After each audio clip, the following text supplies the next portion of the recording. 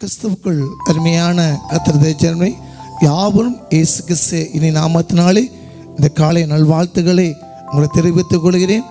இன்றைய வாக்குத்தத்தம்படியாக அது ஏசாயா 52:12 வாசிப்போம்.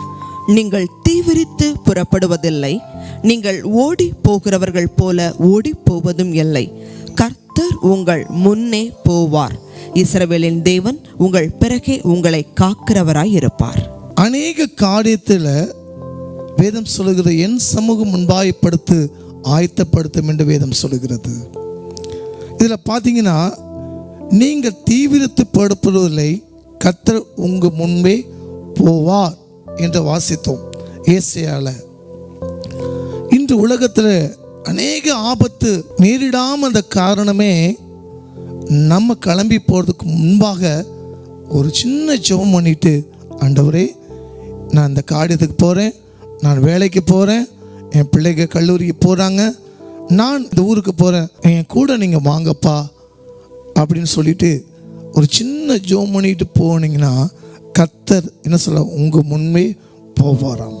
இஸ்ரவேல் ஜனங்கள் கானானை பிரவேசிக்கும் போது பார்வோனுடைய சேனைகளிலே அந்த எகிப்தில் 10 வாதை வாதிச்சப்பட்டு பார்வோனுடைய இருதயம் கடினமாக இருந்தது.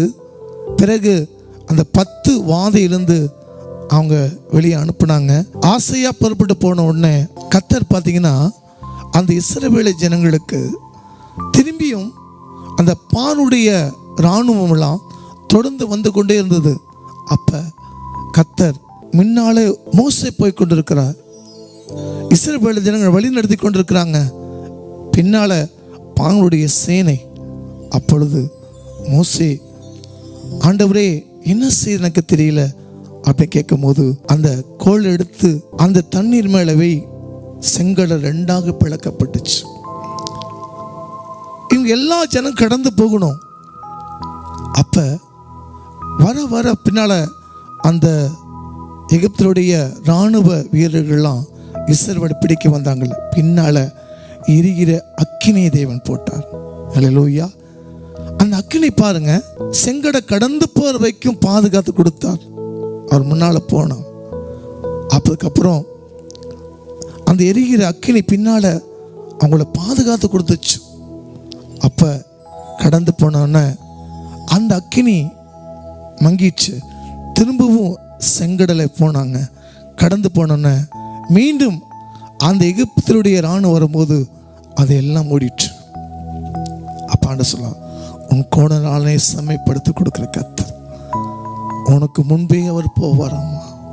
இத்தனை நாட்களில் தீங்கிருந்து உலகை காத்து கொண்டாருன்னா அவருடைய சுத்த கருவை நீங்கள் எங்கே போனாலும் சரி நீங்கள் அவரை அழைச்சி கொண்டு போங்க. அப்பா நான் போகிறேன், ஆண்டவரே என் சமூகம் ஆயத்தப்படுத்தி நீங்கள் சொன்னீங்கப்பா, நான் இந்த வேலைக்காக போகிறேன், ஏசப்பா என் கூட வாங்க என்று சொன்னால் ஆண்டவர் உங்கள் முன்னே போய் உங்களுடைய தேவை அனைத்தையும் உங்களுக்கு விரோதமாக எழும்புகிறதா எல்லா தேவன் பார்த்து கொள்ளுவார்.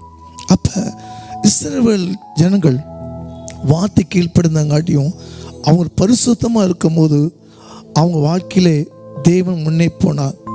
திரும்பவும் அவர்கள் கீழ்ப்படியாமல் போனாட்டியும் கர்த்தர் அவங்களுக்கு முன்பாக போகாதங்காட்டியும் அநேக இழப்பு இழந்தார்கள். அதே போல இம்மட்டுமே ஆண்டவர் உங்கள் வழி நடத்துக்கிறானா, நம்மளுக்கு முன்பாக கர்த்தர் போய் கொண்டிருக்கிறார். கண்களை மூடி நம்ம ஜெபிப்போமா? ஒருவேளை உங்கள் வாழ்க்கையில் நீங்கள் ஆண்டவர் விட்டு போயிருக்கலாம். நீங்கள் பார்த்து கொண்டு கர்த்தருடைய ஜனமே, இன்னைக்கு உங்கள் காரியமெல்லாம் ஜெயமாக மாற்றுவார்.